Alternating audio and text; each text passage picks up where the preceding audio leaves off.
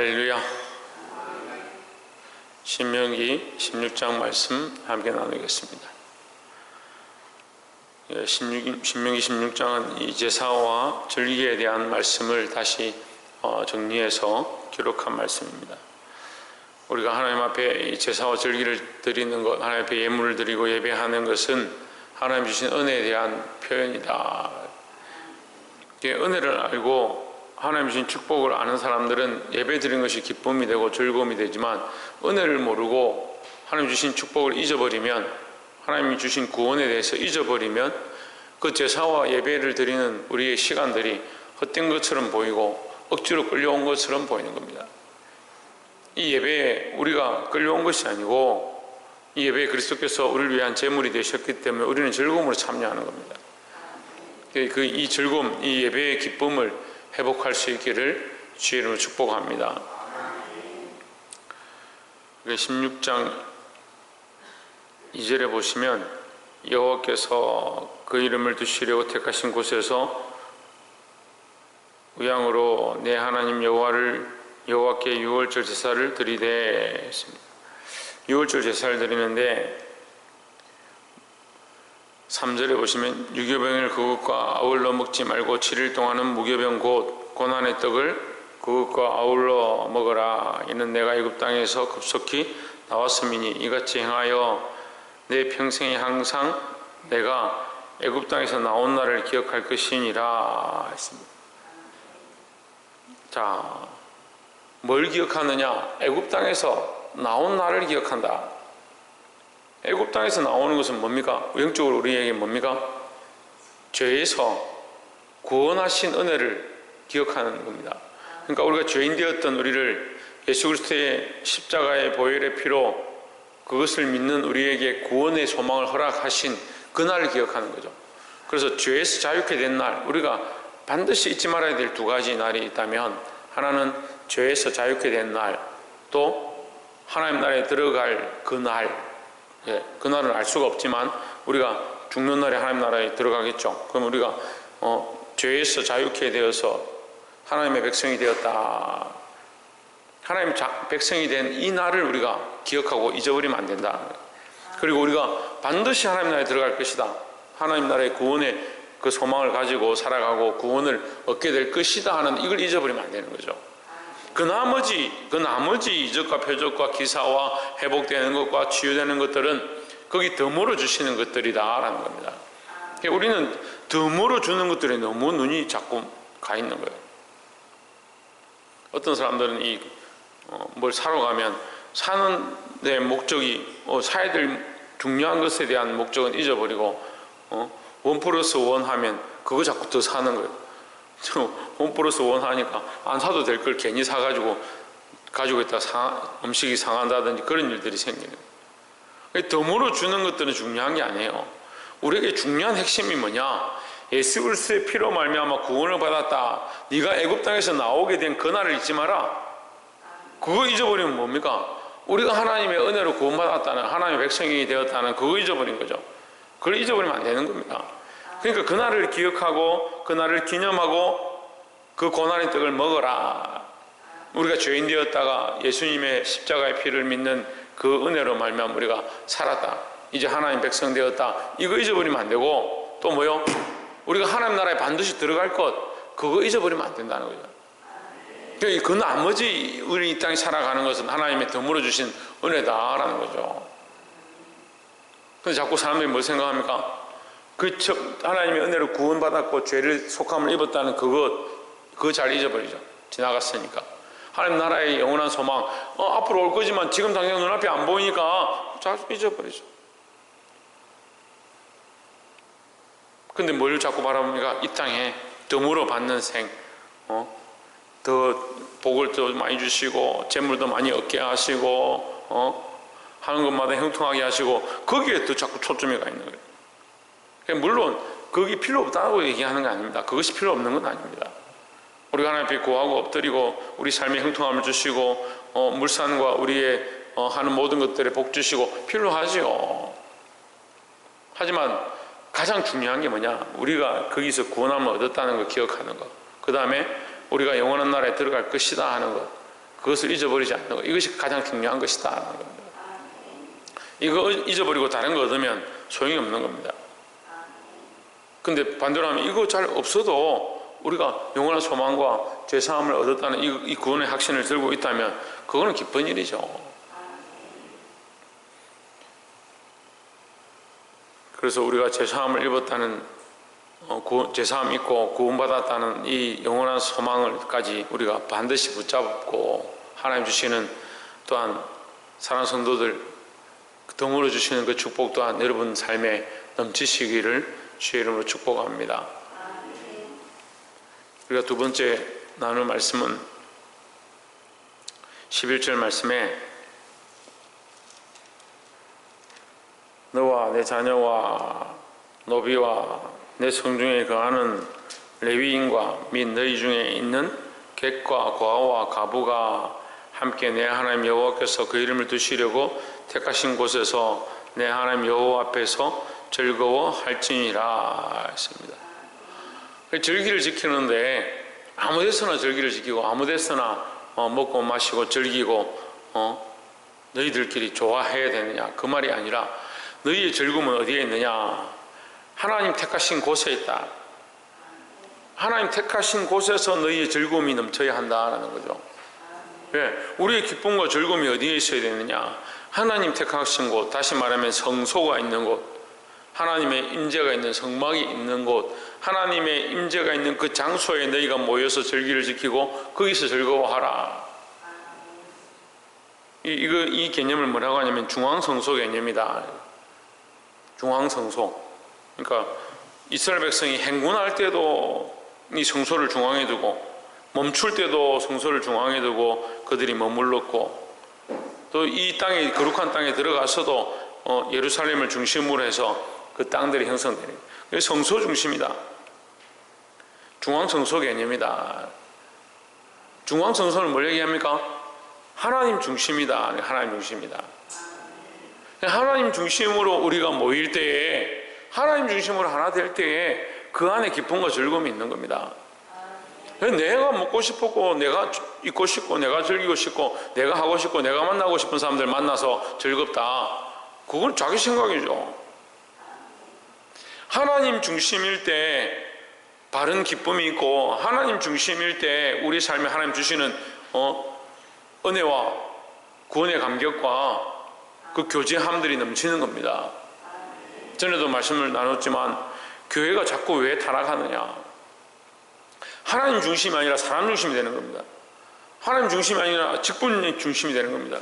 하나님 중심이 아니고 목사가 중심이 된다든지 장로가 중심이 된다든지 성도들이 중심이 되니까 문제가 되는 겁니다. 큰 교회 가보니까요 별의별 모임들이 다 있는 거예요. 볼링 동호회 모임, 산악 동호회 모임, 교회 안에 동호회를 많이 만들더라고요. 물론 처음 시작할 때는 구원의 목적, 전도의 목적이었겠죠. 시간이 지나면 어떻게 되냐? 자기들끼리 좋은 거예요. 산에 가는 게 좋고.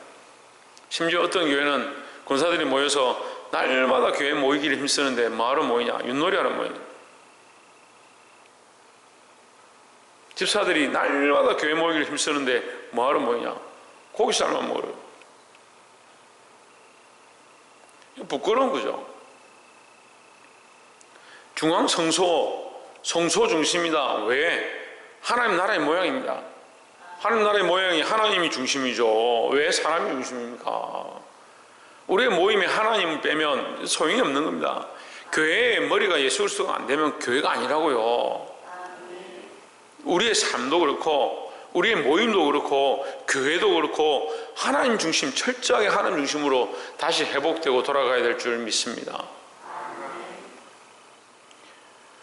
그래서 16절에 보시면 너희 중 모든 남자는 1년에 3차 3번 곧 무교절과 77절과 초막절에 내 하나님 여호와의 택하신 곳에서 여호와께 보이되 공수로 여호와께 보이지 말고 했습니다.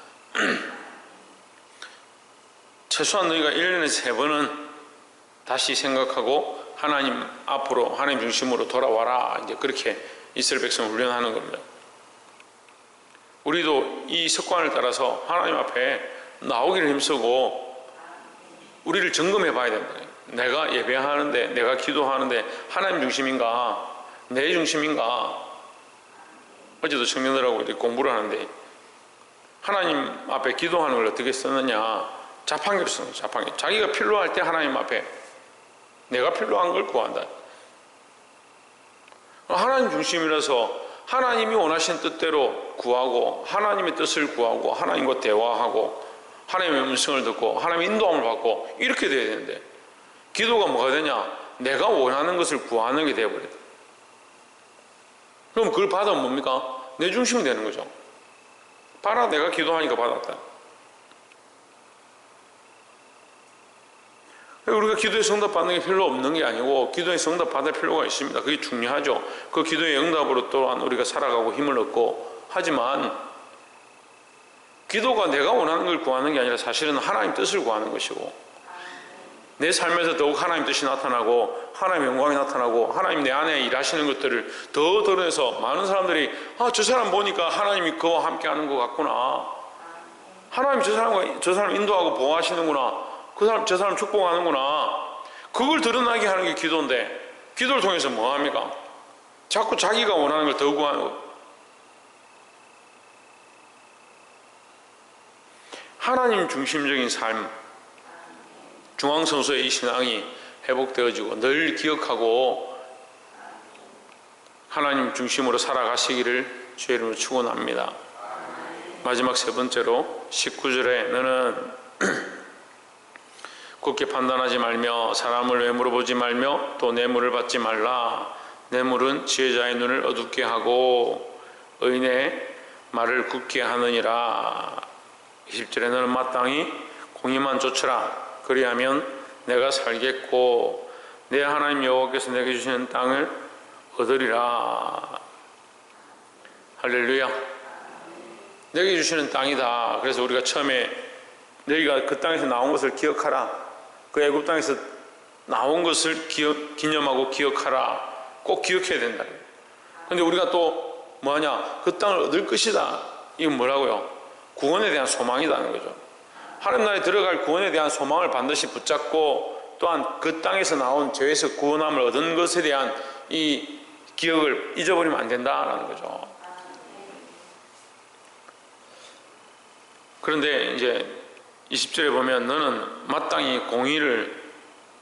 공의만 쫓으라 하신다. 공의만. 뭘 쫓느냐? 공의를 쫓으라.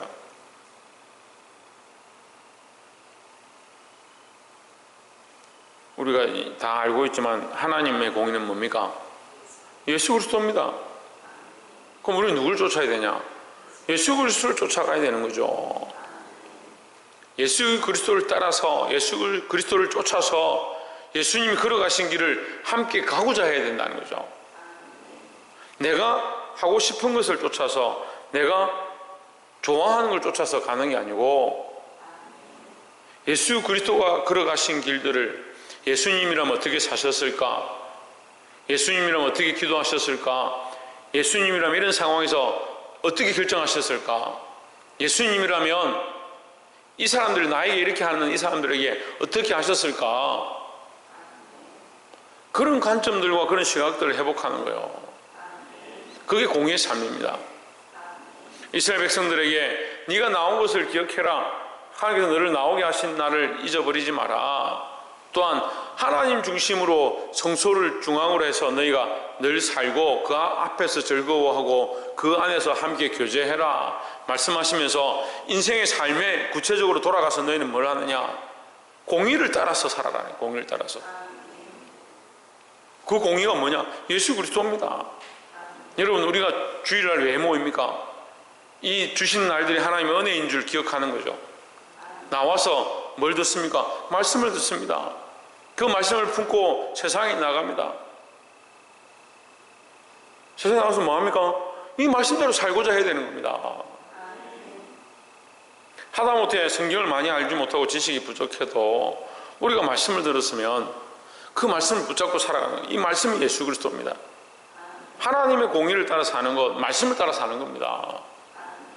내가 살고 싶은 대로, 내가 결정하고 싶은 대로 사는 게 아니고 뇌물을 받고 그 말을 허투루 나가게 한다든지, 말을 굽히게 한다든지, 바른 판단을 하지 않는다든지, 그렇게 하지 말라고 했습니다. 내가 내 생각 속에 오늘날 우리가 크게 뇌물 받을 게 없지만, 내가 내 생각 속에 나를 위한 집들을 짓고 나를 위한 뇌물을 받아서 하나님의 공의가 바로 내 속에 흘러가지 못하게 하고 양심이 마비되어 버려요. 하나님의 말씀대로 살아야 될 수많은 일들 가운데 하나님의 말씀대로 결정하지 않고 이렇게 타협하고 저렇게 타협하고, 내가 내 스스로 내 안에 뇌물을 주어버리는 거예요. 야 한윤아, 그렇게 하면 좀 어떻니? 다들 그렇게 하는데 그냥 이해하고 넘어가. 그럴 수도 있지. 자기 스스로 자기를 타협시켜버립니다. 몸이 힘든 걸 어떻게 해? 상황이 이런 걸 어떻게 해? 누구나 다 그렇게 사는데, 하나님 중심, 그리스도의 공의가 아니고 자꾸 내 뜻들을 세워가는 삶으로 우리가 우리를 도배하고 칠하고, 그래서 뭐가 되냐? 칠한 무덤이 됩니다.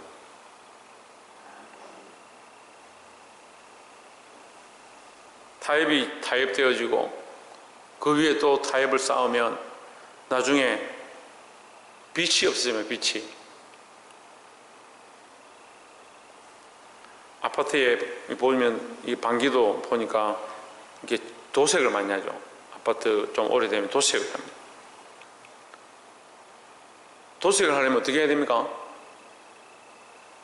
도색을 하기 위해서 맨 처음 하는 게 뭐냐면, 여러분 질문하면 대답 안 하니까 제가 대답을 다 하고, 도색을 하려면 벗겨내야 됩니다. 원래 칠했던 것들을 벗겨내야 됩니다. 벗기지 않으면 그 도색 자체가 떨어지고 있기 때문에 그 위에 새로 칠을 해도 금방 떨어져 버립니다. 그럼 밑에 발려있는 기초를, 그 베이스를 벗겨내야 됩니다. 그래서 그라인더 가지고 갈든지 끌을 가지고 끌어냅니다. 그럼 다 끌어내죠. 끌어내고 그 위에 다시 방수를 도포합니다. 그 위에 다시 칠을 하기 시작, 베이스를 바르고 그 위에 다시 또 칠을 합니다. 뭘 해야 됩니까? 끌어내야 됩니다. 내 안에 내 중심이고 타협해버린 수많은 생각들을 끌어내지 않으면요, 하나님의 말씀을 기초로 들고 가는데 이게 남의 거요. 붙지 않은 살과 같은 거요.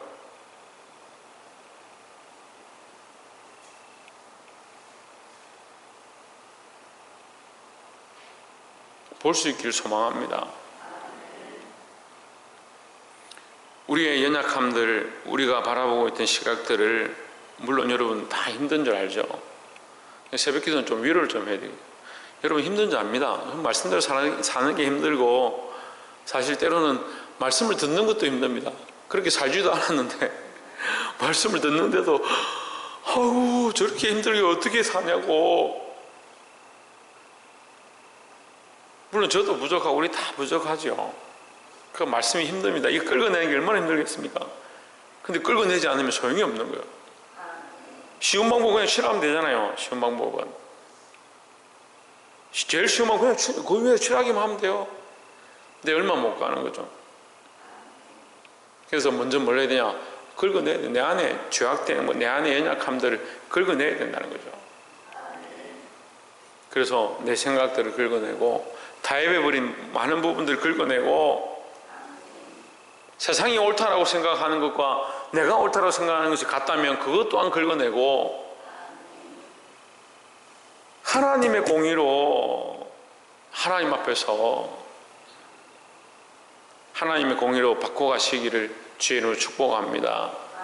사랑하는 성도 여러분, 우리가 잊지 말아야 될 것 처음에 말씀드렸습니다.